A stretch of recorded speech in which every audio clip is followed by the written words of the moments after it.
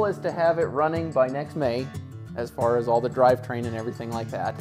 For right now, I'm probably going to just clean up the original interior because it's still good, and then put it back in and use it for now.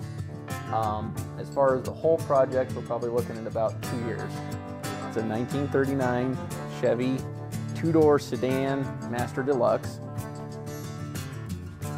and we're in the process of restoring it. I got it with no motor and transmission, but we're going to put a 383 stroker in it with a 700 R4 behind it, with a Ford 9-inch with 350 gears. But we've been doing some work on it. We took the front seat out of it already, and some of the interior. Still got to take the back seat out of it. There's no seats in here. There's no seats in here. You've already pulled all the seats. Yeah, all except for the back one. I still pull the back one, and then got a guy coming out here probably in about 2 weeks, and we're going to put it on a rotisserie and sandblast the whole thing. So we're in the process of stripping it all down to be able to put it on the rotisserie and get everything sandblasted, both inside and outside, and everything that's metal. The body's pretty much in good shape, all except for this little quarter panel here in the back by the trunk. There's a little rust right in here where the back bumper goes, and then of course on the other side also. But other than that, everything's straight. Doors both like the moon. Yeah, windows roll up and down and all that stuff.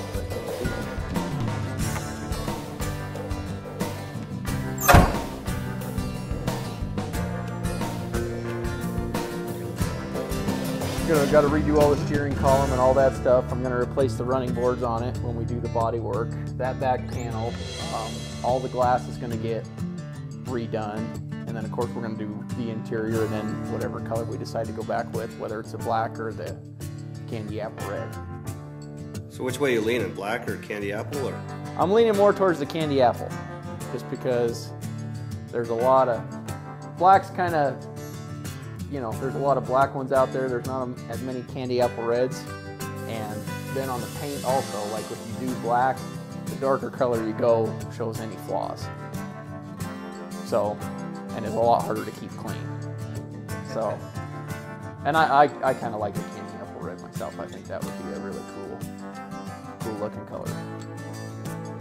So, and then as far as the wheels, I'm thinking about going with either Boss 5 spokes with the gray and the polished rim, or I'm going to go with the American Racing Torque Thrust 2 with 18s on the back and 17s on the front. And it'll have both disc brakes on the front, 11.5-inch drilled and slotted, and the kit that I'm buying for the back is going to have drilled and slotted rotors also, both 11.5. So you got it all scoped out. Got it all scoped out. Now it's just executing it. You keep track of all the expenditures and whatnot? Yep. I got a book that I'm writing down everything that I spend on it. As far as like if I buy a part for it, I just go and I write down what it was, when I bought it, and what it cost. So what'd you end up spending on this? This was $1,500 for the car. That's not bad. It's not bad. Not running. Did it have a motor when it came in?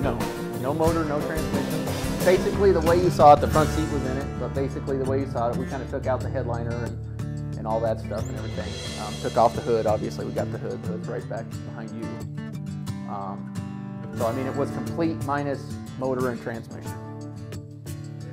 I'm going to stand around and watch you do some work and just shoot some video while you chit-chat, or we just... Well, let's go. We're going to go show you the motor, because it's in I bought a 1988 Chevy Camaro for parts. So, and that's going to be the motor and transmission, and we're actually going to use the drive line out of it to go in here. Okay. So, and we might use some other parts. I haven't decided yet as far as like the brake canister, whether we're going to use, because that one actually has a brand new brake canister in it. So we might use that one for the automatic brakes since it already has it, or they make one specifically designed to go underneath the floor and weld it against the frame. But I need to see clearance-wise, once you get the transmission and motor in there, how much clearance you actually have as to whether you can put one down below or we need to bring it back up. They use the one out of the Camaro. So, but the Camaro is a running, driving car with a 383 and a 700 warranty. So we'll go take a look at it real quick and come back in and do a little bit of work. All right, let's go look at it. Okay, so this is the 1988 Chevy Camaro that we bought for parts, basically. The motor was rebuilt. The guy was making a race car out of it. It's got a 383 stroker in it with a 700R4 transmission behind it. And so it's got a brand new Edelbrock aluminum high-rise with a Edelbrock 700 CFM carburetor on it. The motor actually came out of a 1991 Pontiac Firebird that the guy rebuilt. It's actually a running, driving car, but it's going to be for parts now. So I will fire it up so that you can hear it run.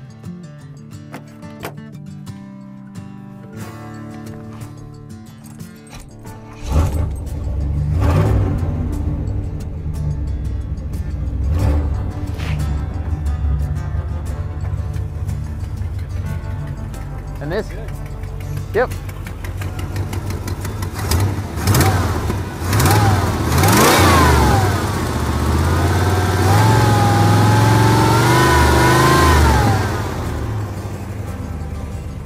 So that'll be our motor and transmission on our drivetrain that's going in the 39 Chevy. Very cool. How many miles does it have on it, on the new engine?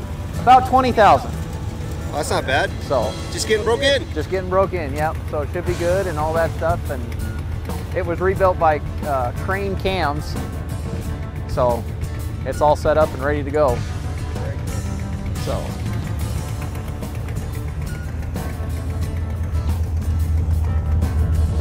And like I said, there's going to be some parts, like we're not quite sure. We might be using this brake canister on it, which will obviously save you money because that's a brand new brake canister and everything, but I need to check on the clearance on that car. Your preference is to put it down below if you can? My preference would be just to be able to use the original pedals in the car, because I kind of like keeping it original as much as I possibly can, but still making it modified to where it'll function as good as you can with new technology. It has a 700R4 that was rebuilt also. We were originally probably going to plan on using this rear end, but found out that it has 273 gears and it's a 7.5-inch rear end. So I didn't want to go with a 7.5-inch with 373 gears or 273 gears. This isn't going to give you enough torque off the line if you want to spin tires and stuff. That big lead sled. So yeah, that big lead sled. So, but I don't really care to spend the money and then have to go back and spend money again. So we got, like I said, we got a 9-inch, Ford 9-inch with 350s coming, and it should be done here in about 2 weeks. And it'll have all brand new axles, new bearings. The pumpkin center's been gone. It'll be gone through completely, all rebuilt and everything like that. So it'll be a complete brand new rear end.